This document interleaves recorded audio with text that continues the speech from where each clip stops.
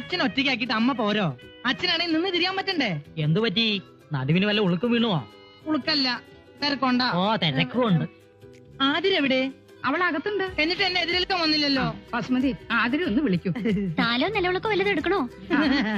അതിനൊക്കെ ഉള്ള സമയം വരുന്നല്ലേ ഉള്ളൂ. തൽക്കാലം ആതിരെ മാത്രം മതി. ആ, വിളിക്കൂ. ലോകത്തിലേക്ക് ഏറ്റവും വലിയ അലവലാതിക്കുള്ള ഒളിമ്പിക് സ്വർണം നിനക്ക് കിട്ടുമെന്നായിരുന്നു എന്റെ പ്രതീക്ഷ.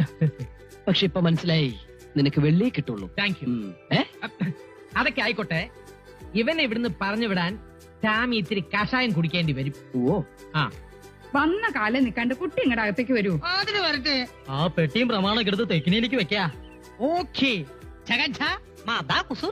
ലഗേജ് എല്ലാം എടുത്ത് യാണി മാമനെ അല്ല മർമാണി മാമനെ ഏൽപ്പിച്ചേക്കൂ. ഏതാ ഈ വെള്ളപൂശിയ കുഴിമാടം? കുഴിമാടമല്ല, കൃഷ്ണൻകുട്ടി. എന്താ കുറുന്തോട്ടിയോ? കുറുന്തോട്ടിയല്ല, കൃഷ്ണൻകുട്ടി. ഗൾഫിൽ എല്ലാവരും എന്നെ ചകൻ ഛാ എന്ന് വിളിക്കും.